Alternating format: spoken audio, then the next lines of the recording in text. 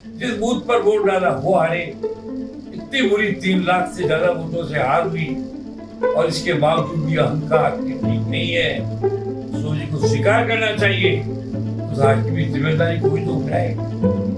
अशोक गहलोत ने नकारा, निकम्मा कहकर अपनी प्रतिष्ठा और अपना कद घटाया और सचिन पायलट ने ये कहकर के कि मैं उनको पिता तो नहीं मानता हूँ, अपना कद बढ़ाया।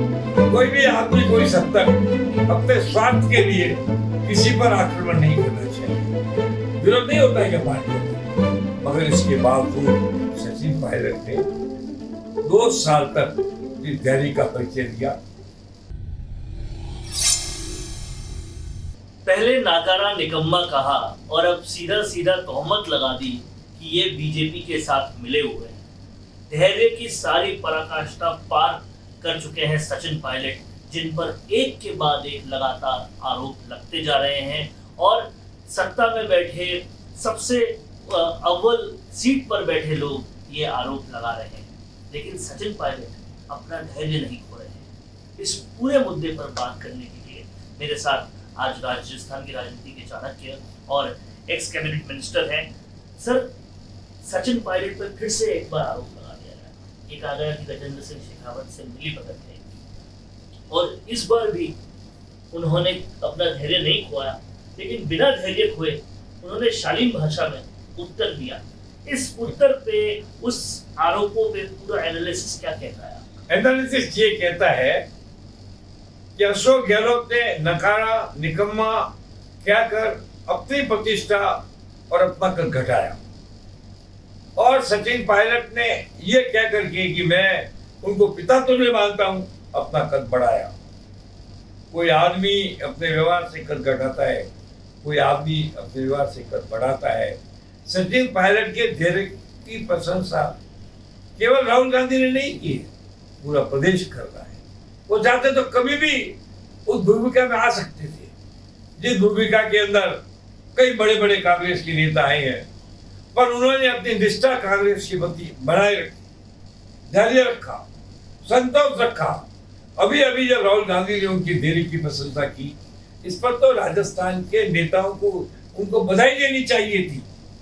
राजस्थान के युवक का नाम लेकर राहुल गांधी ने उसके धैर्य की प्रशंसा की। वो तो हुआ नहीं, उल्टी आलोचना होगी। ये गलत है। कोई भी आदमी कोई सत्ता अपने स्वार्थ के लिए किसी पर आक्रमण नहीं करना चाहिए।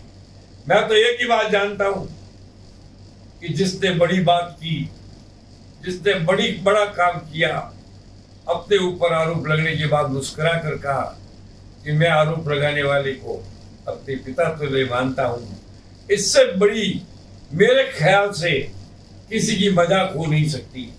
मैं सचिन पायलट को बधाई देता हूं। शाबाश सचिन पायलट, तूने साबित कर दिया कि मनुष्य के बोलने और शब्दों से उसका व्यक्तित्व बनता नहीं है। झूठी आलोचना से व्यक्तित्व गिरता है, सच्ची प्रशंसा से व्यक्तित्व बढ़ता है। मुझे बड़ी खुशी है कि सचिन पायलट ने अपने पर लगे हुए आरोपों के बावजूद कि मैं उस समय वो खिलाफ थे, दुनिया जानती है। विरोध नहीं होता है क्या पार्टियों में, मगर इसके बावजूद सचिन पायलट ने 2 साल तक इस धैर्य का परिचय दिया। जितनी यात्राएं की, जितनी कांग्रेस के लिए काम किया, जितने प्रांतों के अंदर वो गए, लाखों हजारों लोगों की भीड़ ने उनका इस्तेमाल किया, जबकि उनके प्रतिद्वंदी के पास तो 5 आदमी भी नहीं है। उसने कभी ये नहीं कहा कि आप हैं क्या, कौन है आपके पीछे, जाते हो तो लोग ताली बजाने वाले किराए पर लाने पड़ते हैं। ये तो सचिन की मानता है। मैं सचिन के इस प्रत्युत्तर पर उसको बधाई देता हूँ और मैं इतना ही कहता हूँ, शाबाश सचिन, तुमने जो जवाब दिया शानदार जवाब है। अब उस जवाब का किस पर क्या असर होता है ये मैं नहीं कहता, ये तो सुनने वाले कह देंगे। कोई कल्पना कर सकता था कि जिस आदमी ने निकम्मा नकारा कहा हो, उसके प्रति पिता तुल्य शब्द का प्रयोग किया जाए। It is a very great thing. Sachin बहुत बहुत बधाई के बात है। और इसके बाद वाला बयान भी अगर हम एनालाइज करें तो पिता तुल्य कहने के बाद अपनी शालीनता को बरकरार रखते हुए उन्होंने बहुत ही शालीन भाषा में 2 बातें कही। पहली तो ये कही कि अगर मैं गजेंद्र सिंह शेखावत से मिला हुआ आप मुझ पर यह आरोप लगा रहे हो, तो गजेंद्र सिंह शेखावत मंत्री बने कैसे? जोधपुर से वो जीते इसलिए मंत्री बने, और जोधपुर से हम हार गए थे, अगली बार हम नहीं हारेंगे। तो पहला तो उन्होंने इस तरीके से वार किया। दूसरा, उन्होंने साफ तौर पे ये कहा कि पिछली बार जब सरकार थी तो कितनी बुरी हालत हो गई थी, और हम रगड़ाई करके 20 सीटों से 100 सीटों तक लेकर आए। तो उन्होंने पिछली सरकार की विफलताएं भी गिना दी, और साथ साथ ये भी बता दिया कि जोधपुर में हारने की वजह से गजेंद्र सिंह शेखावत जीते। बिल्कुल सच कहा है सचिन ने। अगर सचिन 5 साल तक अरबी घोड़े से ज्यादा तेज रफ्तार से नहीं भागता और अपनी पूरी रगड़ाई नहीं करवाता, तो ये 20 के 30-40 के ऊपर नहीं पहुंचते। उस सफलता का श्रेय तो पूरे प्रदेश से सचिन को दिया है। अब सचिन ने यह कहा कि हारे जोधपुर में, तो जोधपुर में हारना ही था। जिस विधानसभा क्षेत्र से गहलोत विधायक बने वह हारे, जिस बूथ पर वोट डाला वो हारे। इतनी बुरी 3 लाख से ज्यादा वोटों से हार हुई, और इसके बावजूद भी अहंकार ठीक नहीं है।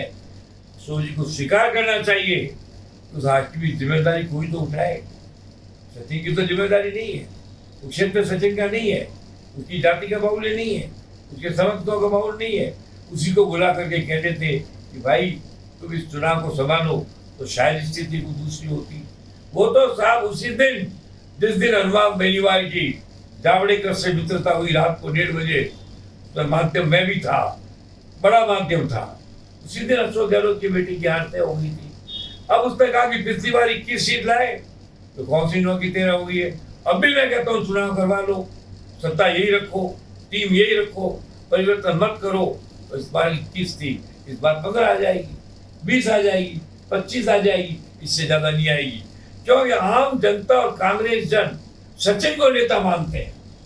वो जननायक है, जन नेता है। कोई आदमी सत्ताधारी हो तो सत्ता का नेता बन सकता है, पर जन नेता, जननायक, जनप्रिय, लोकप्रिय और पॉपुलर बनना, ये तो बड़ी मेहनत का फल है।